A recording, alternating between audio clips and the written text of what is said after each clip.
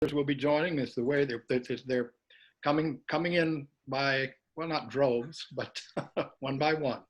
Um, I want to introduce to you, and I think pretty much everybody here has already heard Dr. Shravana Bhorkateki Varma, who spoke to our class about some of the basics of Hinduism several weeks ago, several months ago now. It's January.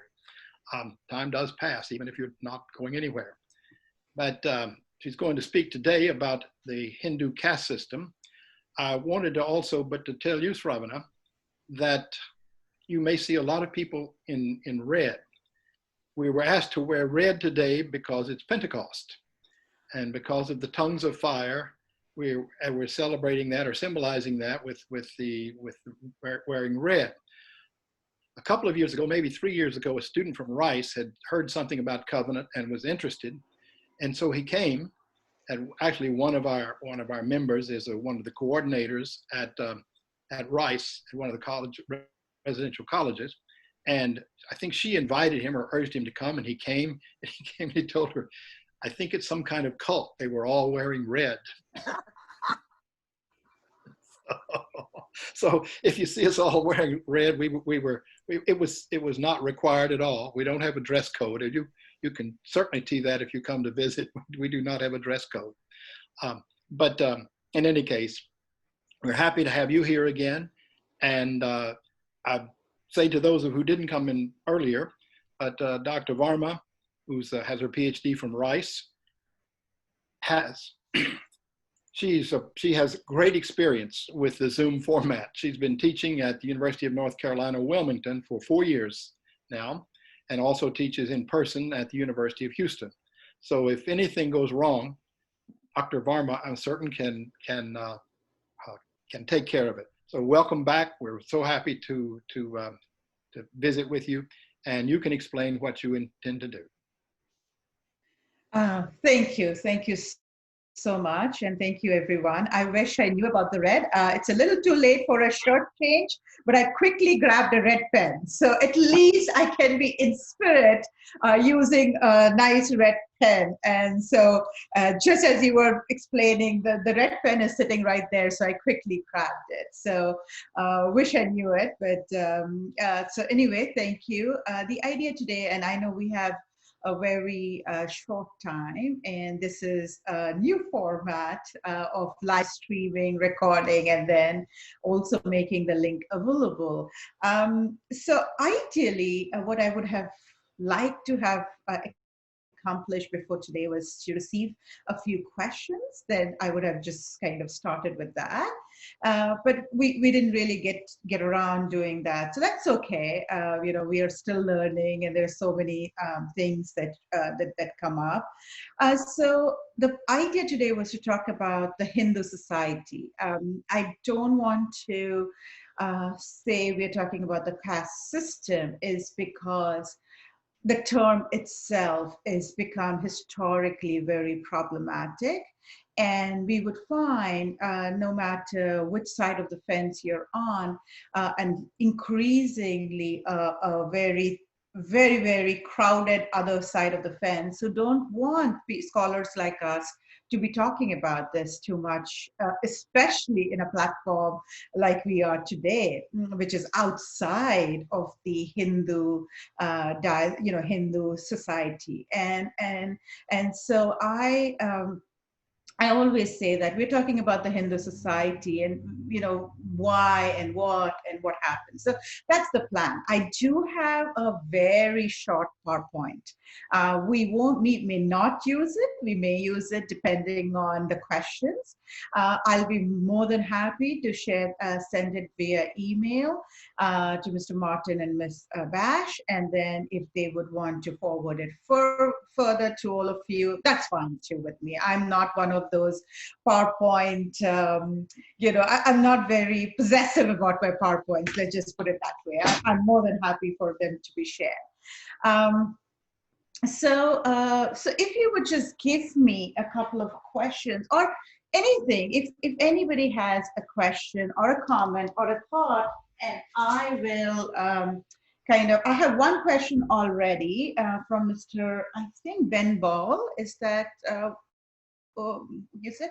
Okay, so he had said, and I'm not sure if he's here today, I can't recognize, but the question was, how does Hinduism survive without a congregation or like a weekly meeting? So I'm going to talk about that a little bit, maybe later. But on the Hindu society, if there are any questions, okay, then there is another one on reincarnation. So we'll see how much we can get to it today, but I'm putting it down. And on the caste system, is there anything else or on that you would like to? Okay, what is the origin of the caste system? You can also speak. You don't have to chat. So you can just unmute and just tell me your question, and we will take it down.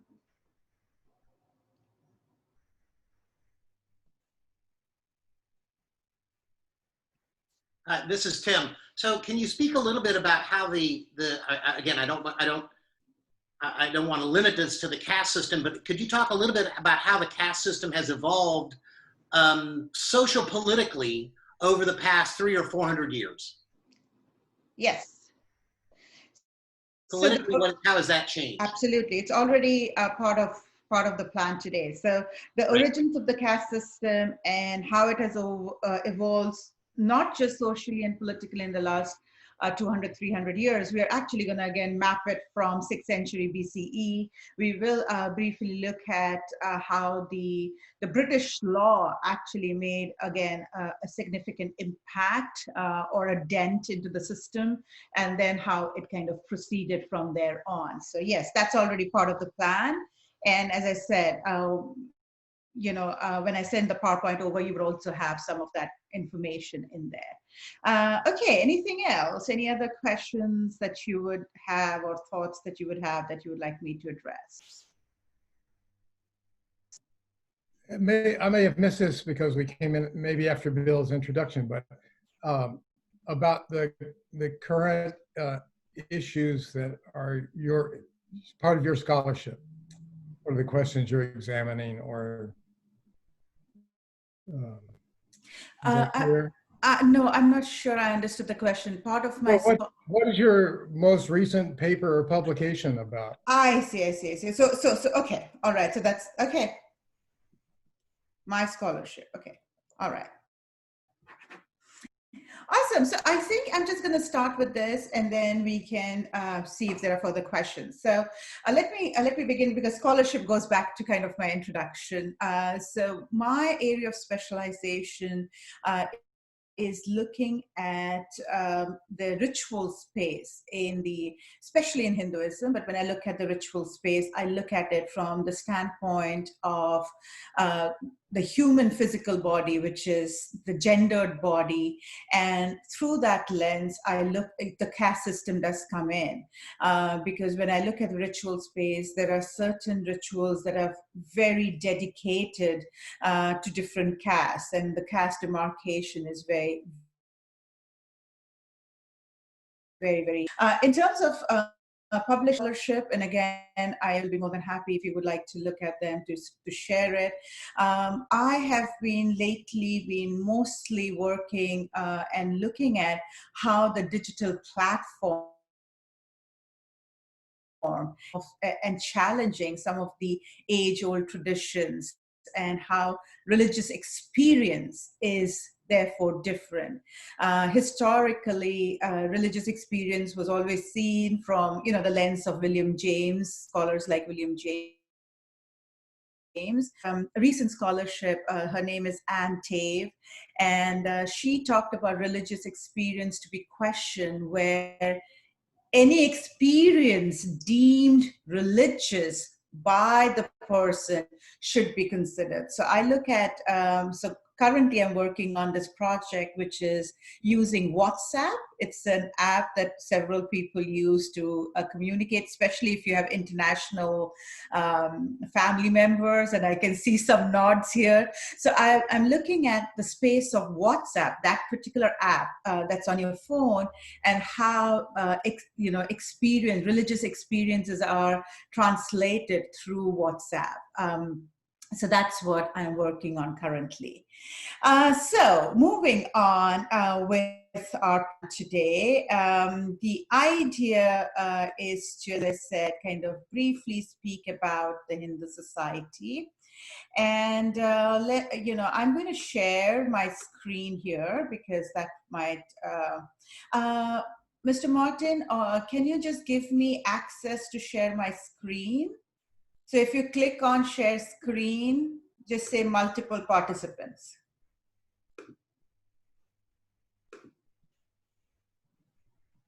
Is it done? No? Jody, can you share the screen? Yes. Just go to share screen. Not the green at the bottom. Let me try. Hang on. See the green at the bottom? Yeah, And just click on multiple participants. got it. That's it. Thank you. There you go. I can share it now. Okay, so with kind of beginning, and as one of the question was, what is the caste system, or what are we looking at? So with regards to the entire caste system, it is called as Varna. That's the term VARNA.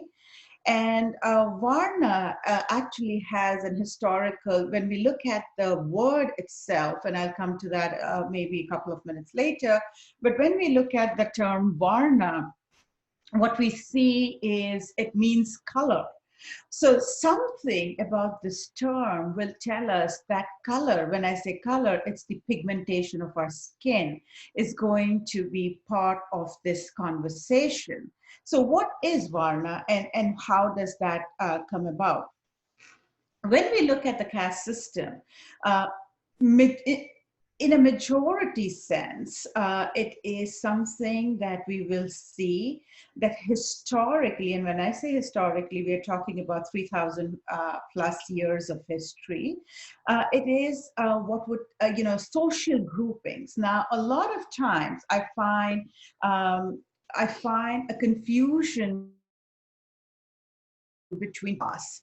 These are two very different understanding. So when we look at class in United States, there is the class system, right? There is a middle class, there's a lower class, and so forth. And we can we can get educated or work hard or both, and we can keep moving up. Nobody's telling us, and there is no system that would say that, yes, I did stop my screen. I will keep sharing the screen and stopping the screen.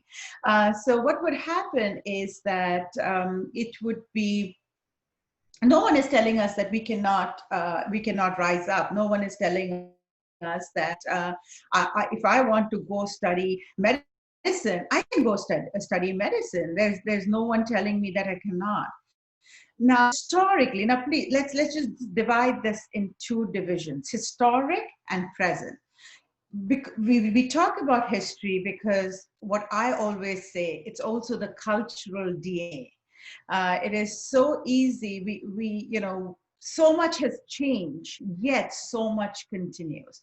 Historically, the kind of education, the kind of profession would be allowed to live was very defined by. So the caste system actually began historically with the Aryan invasion. Very soon it was a potter's son will become a potter. A carpenter's family will remain to be a carpenter's family. If you were a priest, your family would continue to be the priest. So two things happen. One, based on our profession, the last names came about. So every last name, historically, now what happened in the 19th century and the 20th century, we'll talk about it, last 200 years, but historically last names were the biggest, how the caste system was also well known, because your last name would tell you what profession you were on. And so that's kind of where this entire history will begin.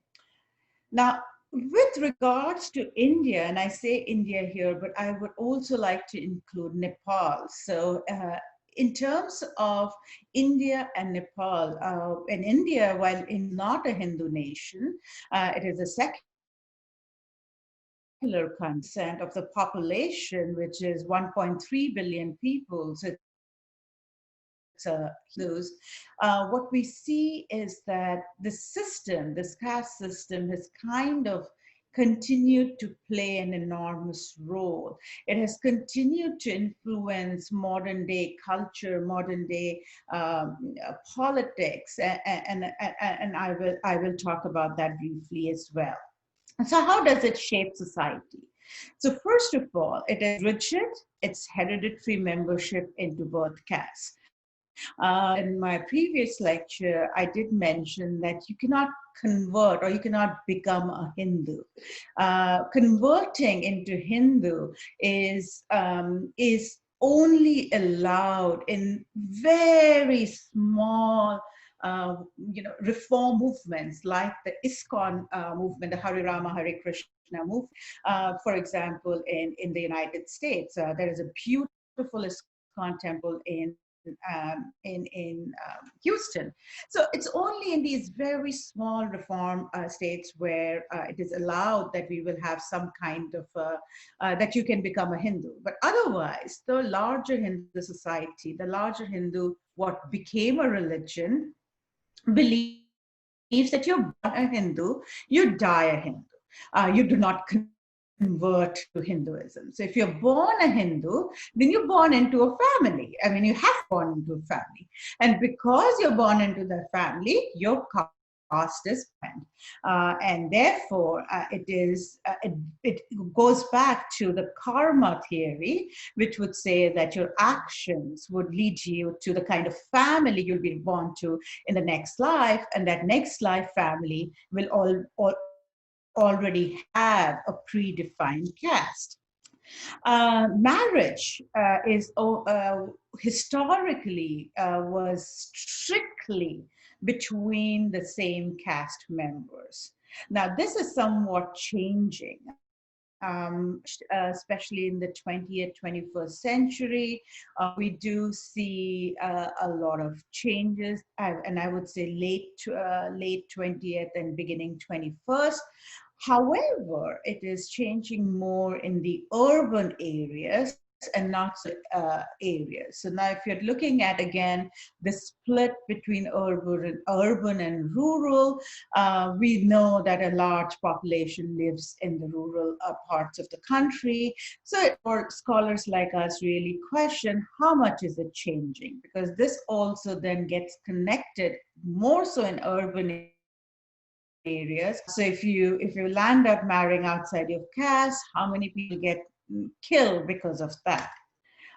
Third is occupational choices. Now, this was very much historical. So going back to the question of how it has changed, how it has evolved, I would say the biggest change, the biggest, I would say, movement that you can see in the positive is in the choice of occupation, because now education for the last 200 years, no, not 200, but maybe last 100 years, I would say, education has been given more and more to more people, and more so in the last 60 years or so. There is education for all. There is no restriction on saying that if you come from a particular caste, you cannot study your subject. So which has really moved to a good amount of, I would say, program on choosing your occupation. The fourth one is contact with other castes. When I say contact, I mean physical contact.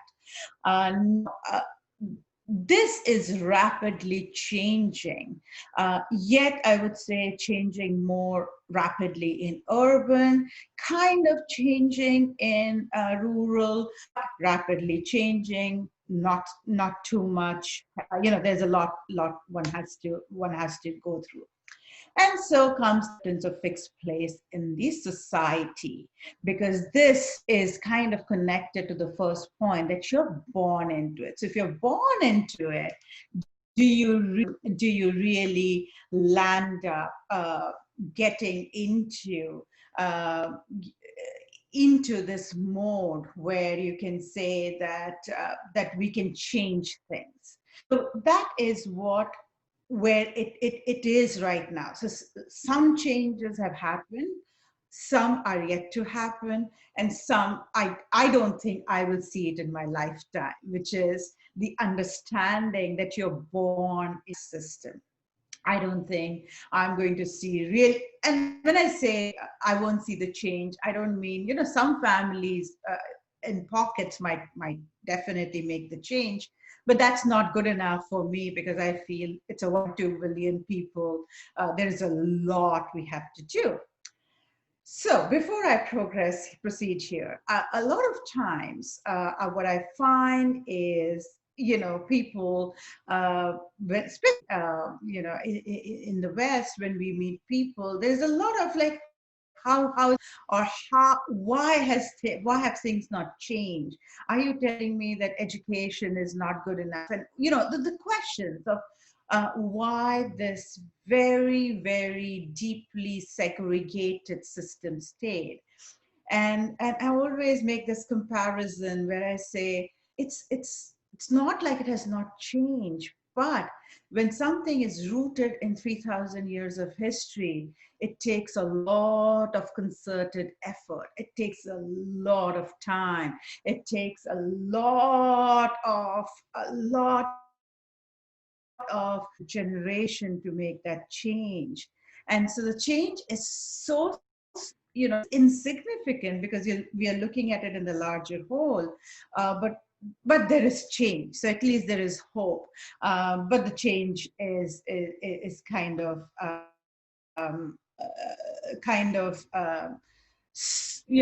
lot more than what we would have liked to see. Any questions at this point, or shall I proceed further? Any questions or any comments or any thoughts? I've got it down for a later part, which is Yeah. about Hindu art, depiction, is particularly of all the deities. You were talking about the field of ritual study and the body. Does that have any relevance at all in contemporary society? The Hindu art, like the depiction of deities in contemporary system, is that the triad we are looking at?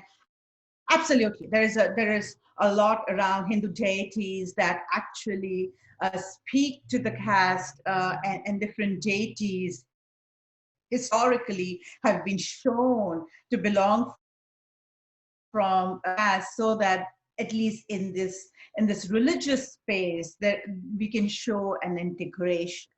But does that integration percolate down to action?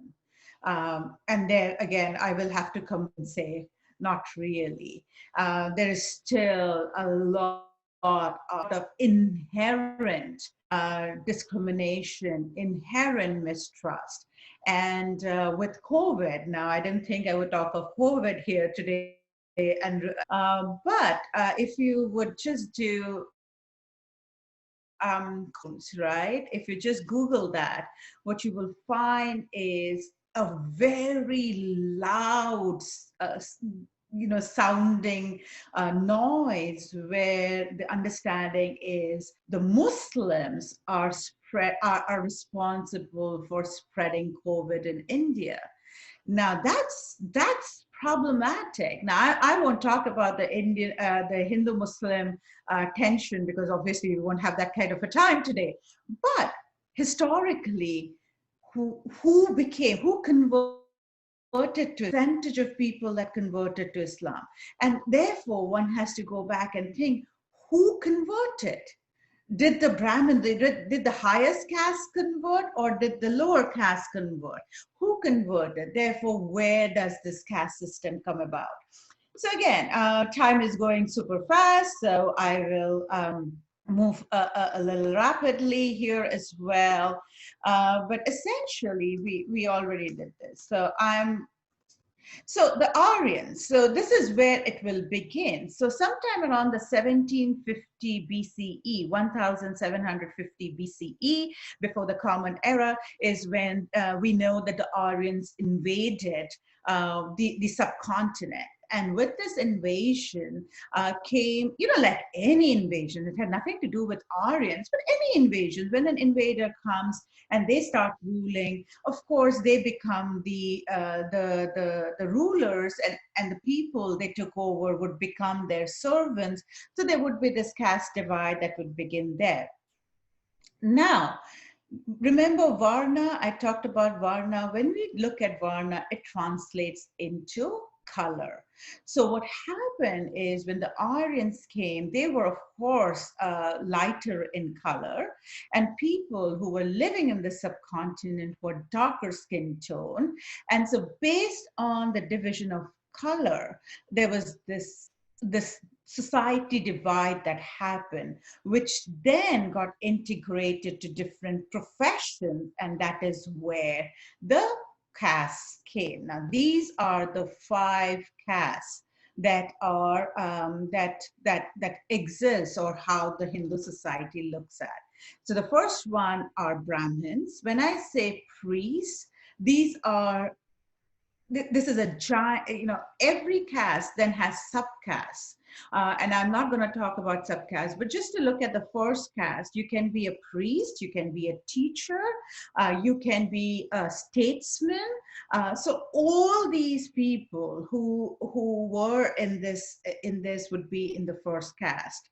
The second one were the warriors, or the rulers, which would be the emperors. Now you can see a very interesting dynamic where the emperors, the kings, are actually a caste lower than the first one. Then came the merchants and farmers, then the servants and laborers, and then came the untouchables, the Dalits. So when we look at this kind of a division in the society, the first 3, that is the Brahmin, Kshatriya, Vaishyas, are called, it is believed that they have the right to be twice born.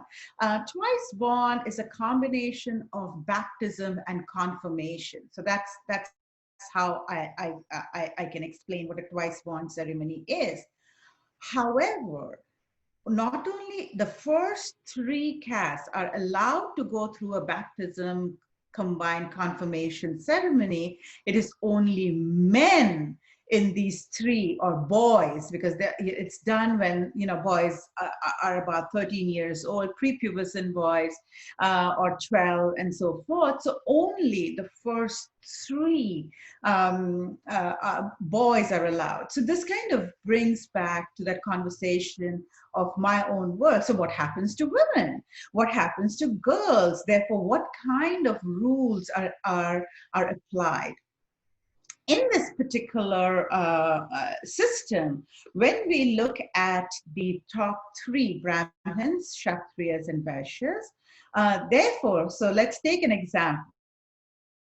So an emperor, like a prince, goes through this baptism confirmation ritual. He then becomes pure. Because he will become pure, he can choose to marry a Brahmin girl, right? Because she's from a higher caste.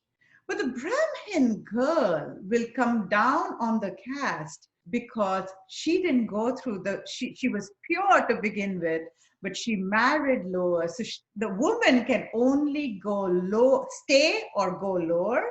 Men can stay or go higher.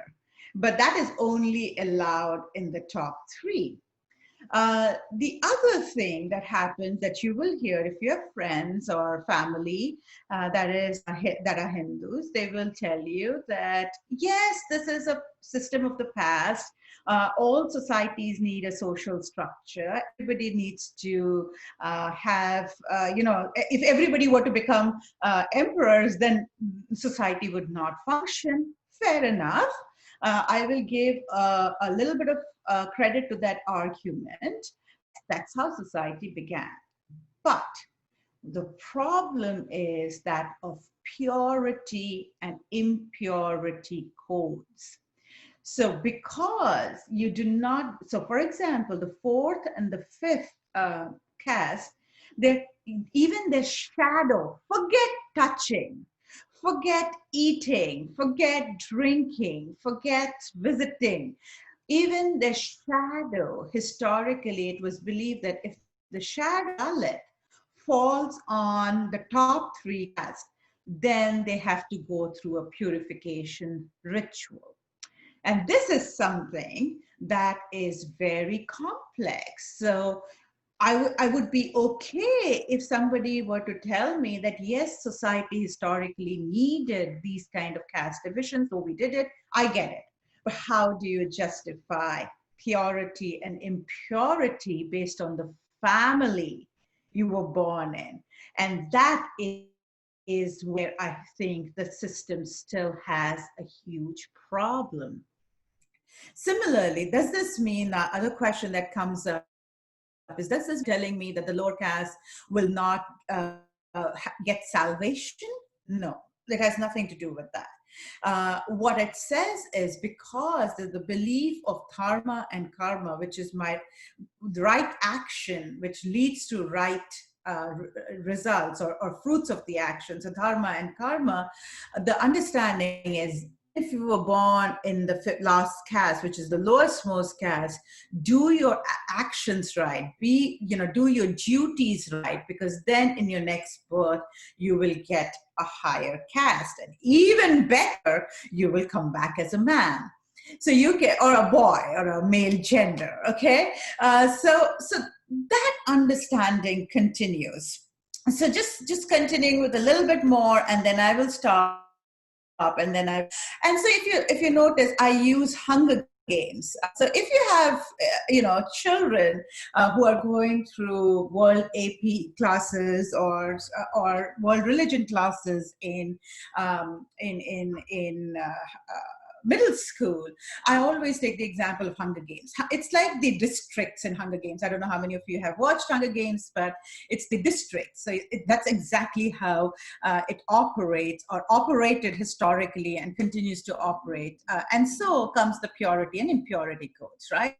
So it's not just a social system. There is purity, and there are lots of purity and impurity codes, and that kind of makes it a very tricky system. Now coming to the next question, which was only 200 to 300, but as I said, I will start with a little bit back. Now we see emergence of Buddhism, and also I should also write Jainism here, so I will correct this slide before I send it to you. The emergence of Buddhism and Jainism in 6th century BCE. So by the time we come to 6th century BCE, from like 1500 BCE to 6th century, so we're looking at about 1100 years later, we see Buddhism and Jainism are questioning this caste system. So Buddhism tackled it more by integrating people into the fold. So women were allowed into the Buddhist Sangha, and Buddha was willing to teach religious principle, the philosophy. It was not really a religion at that time, but teach people about nirvana irrespective of the caste. Jainism actually took it one step further and said, we will all, if you've converted into Jainism, or if you've accepted Jainism, we will all write our last names as Jain, Jain, which kind of was a move to eliminate discrimination based on last names. In 1833, the British declared that no person on account of his religion, place of birth, descent, color would be disabled from holding any office or employment. So the move really, from a law standpoint, starts from 1833. We then have the father of the nation, Mahatma Gandhi, who was a big proponent of questioning the caste system, the subcaste. So what we definitely see in the 20th century is the subcaste weekend. So as I said, remember there is Varna and then there is Jati. So there is like subdivisions within each caste. So it's not just that you can be from the top caste or from the lowest caste, but even within that, there is a hierarchy. So given the hierarchy, that I would say has really weakened. I would say we've really made massive progress on that. Then the Indian Constitution of 1950 proclaimed the principle of equality to all citizens, irrespective of caste. So of course, there is the Constitution. Then there were scholars like B.R. Ambedkar, historically, who spoke a lot and worked a lot on, again, questioning the caste system. And he said that, the lower caste, especially the Harijan, which is from the untouchable, should withdraw from Hinduism altogether and join another religion as Buddhism, which does not recognize caste distinction. So that happened historically. In terms of the Indian Constitution, Article 14, Article 15, and Article 16 specifically talk about the caste system.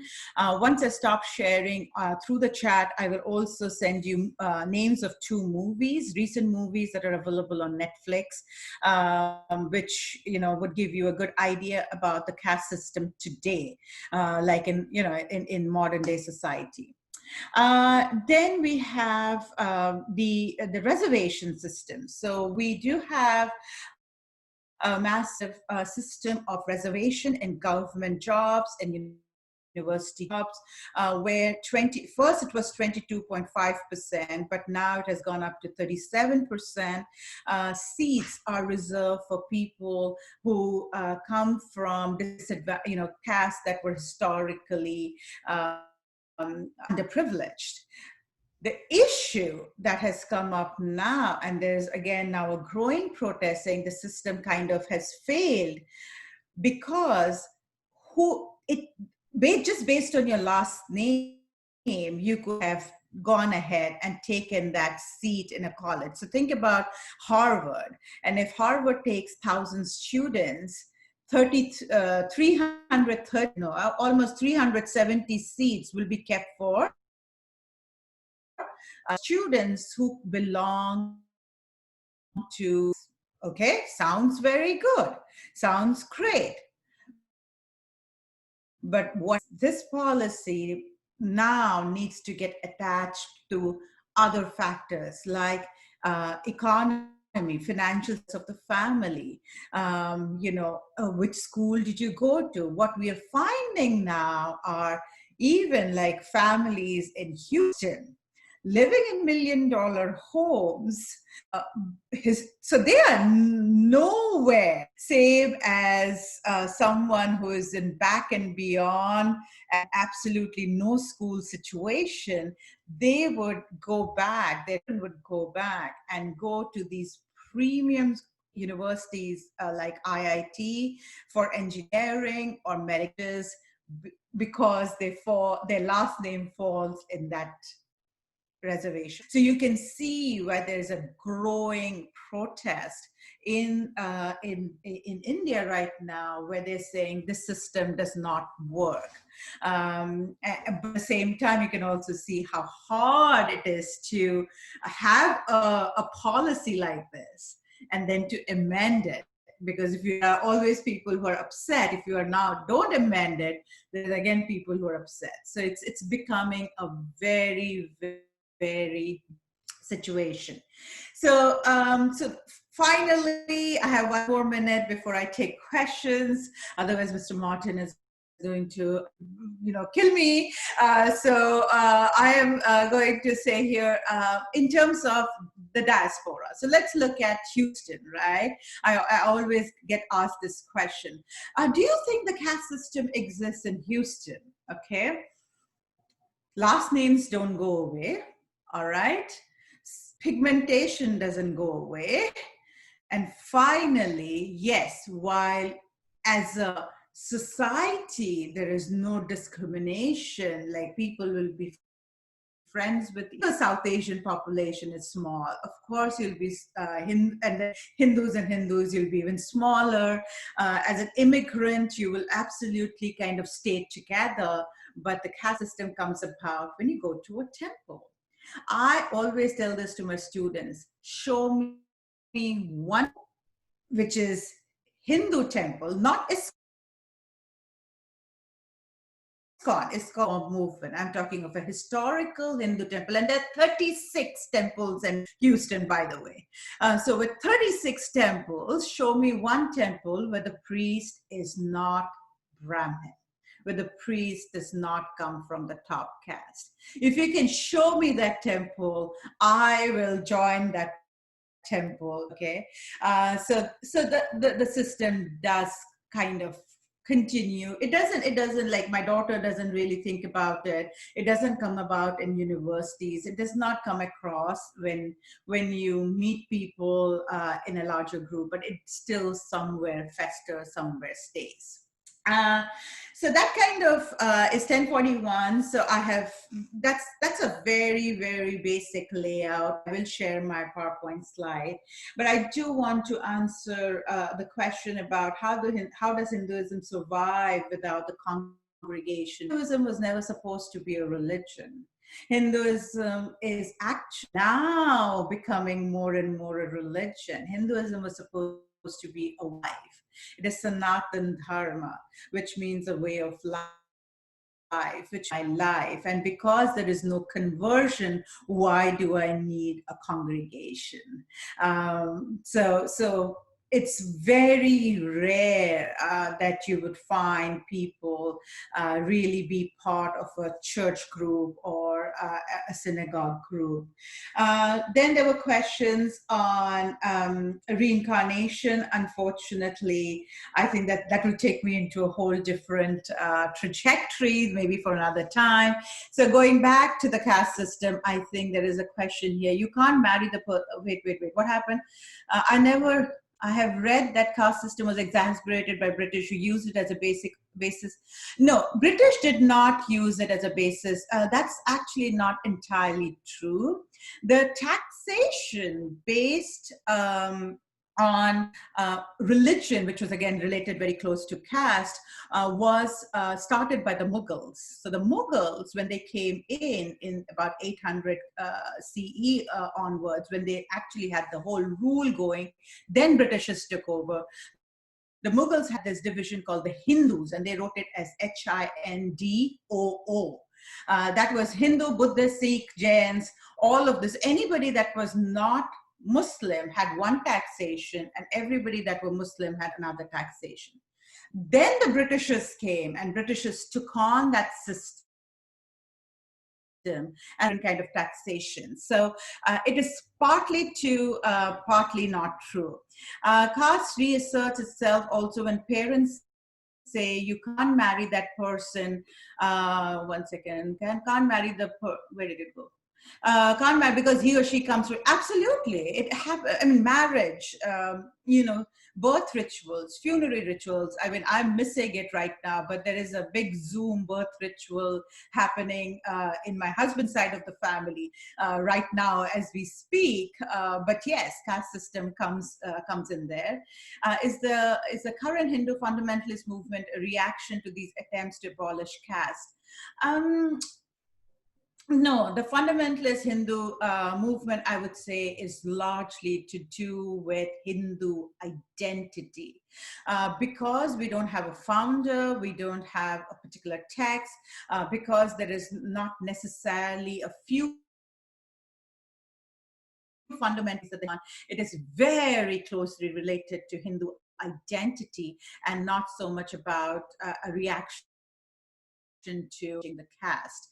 But with Hindu identity, the caste identity will come back. So yeah, it's linked, but that's not their focus. Through your research, have you found anything on how digital platforms, social media, either? So in terms of the digital platform, I would say access to religion, access to ritual is now transcended a lot because there historically, if you came from a certain caste, you could not even maybe be part of, and now you can. So it is definitely questioning and pushing the boundaries of caste in some different ways. But I think we are, again, quite a bit to go there. So I'm going to pause here. If you would just unmute and ask me your questions or comments. I know we're 10:45. I know some of you would like to move on to the 11 o'clock commitment. But if you have any questions, comments, I'm here, going nowhere. So yeah. I had a question, and that's in Boston, the ruling called Brahmins, and I just wondered how that association attached itself in that particular law. That it must have had something to do with the early merchant trade to the east. But then why aren't London elites called Brahmins? Who are, sorry, okay, I'm So not sure. In Boston, historically, the leadership, the elite classes have been referred to as Brahmins. He's a Boston Brahmin. So it's just an association. It means you're upper class, elite. Interesting. And I just wonder how did it become so narrowly associated? Because there aren't London Brahmins. No. I have no idea. I have no idea about this whole term called Boston Brahmins. I have to look it up. That's fascinating. That has to be something with United States, diaspora dynamic. I have no, I love it. Oh, Boston Brahmin is. They know. I think it's used in a generic way. Yes. Sorry. Sorry, what? I'm here in the UK. It's used in sort of, a Brahmin is a leader, is a type of, someone who So would be how, a chief or something. okay, so I don't think it's considered more as a leader. It's considered more as an intellectual elite. Yes. So leader, because when we say leader, especially when we keep the caste in the background, then comes the second caste, which is the emperor, the king, and so forth. So this is when we say, so if that's how we are using it, then it is definitely an intellectual elite, an intellectually more higher, kind of that an erudite in some ways, an intellectual elite in some ways. So not so much as a leader as in a leader and from a political standpoint, but more as an intellectual standpoint. I think also in Boston and other places, it often has the financial. It's the people with the clout. They're going to be well educated, but Yes. have clout in other ways. And it's just sort of the city fathers, the ones that you need their permission or their blessing, or think they have great influence. And you can also, and that maps completely. Think about 3,000 years. If you have access to education of any kind you want for 3,000 years, you would definitely have some clout. You would have that kind of command over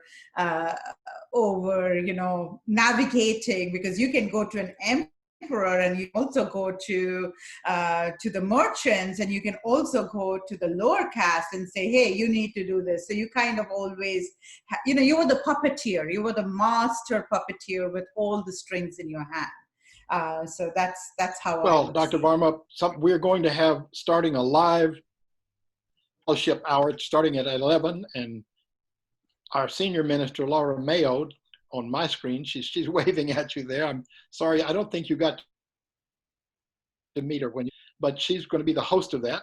So we do have to stop